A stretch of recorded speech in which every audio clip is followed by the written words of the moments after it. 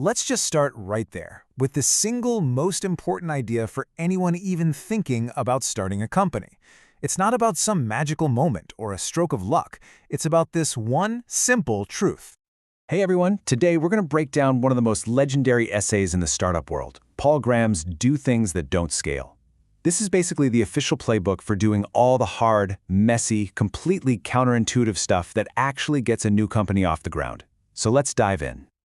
All right, here's our game plan. We're going to walk through 5 core ideas from the essay.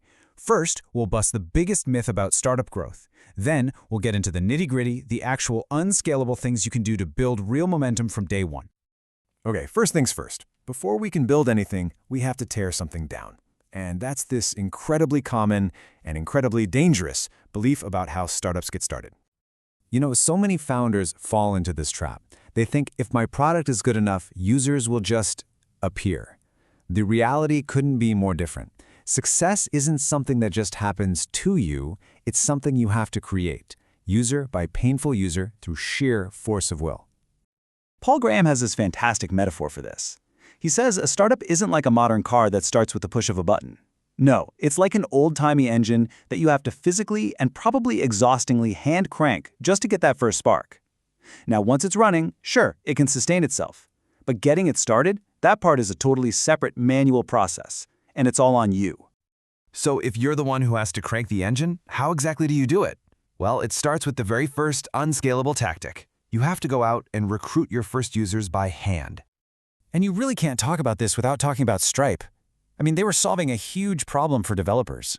If any startup could have just sat back and waited for people to show up, it was them. But they didn't. In fact, they became famous for just how aggressive and hands-on they were. They were so good at this, they actually invented a technique that got its own name inside their accelerator, Y Combinator. It was called the Collison installation, named after the founders, Patrick and John Collison.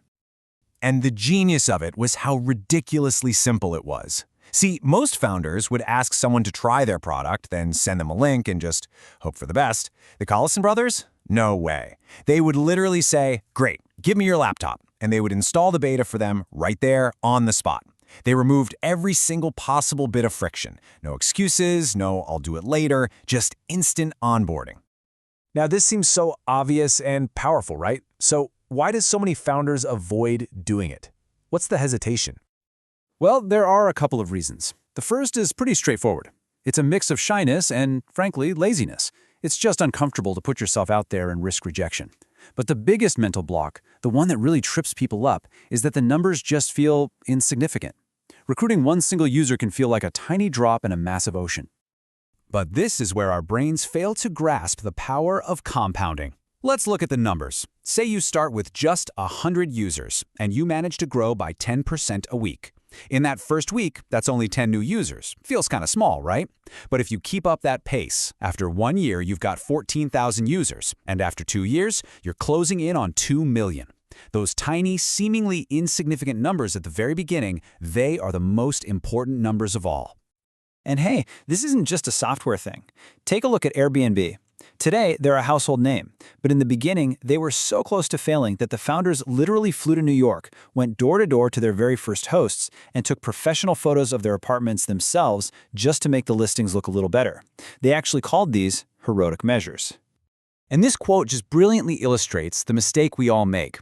We look at an early-stage startup and compare it to a giant established company. But that's like looking at a newborn baby and saying, well, there's no way this tiny thing could ever amount to anything. An early startup is fragile. The question isn't, is it dominant today? The real question is, what could this become if the founders nurture it with these kinds of unscalable actions?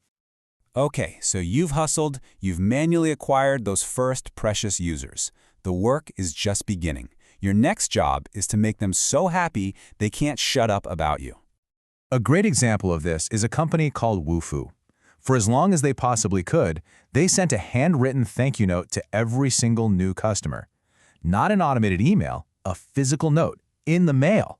I mean, can you imagine getting that from a software company today? That's how you turn users into true fans. Again, this seems so powerful. It feels like a no-brainer. So why is it so rare? Why do so many founders hide behind their code instead of personally engaging with their first users?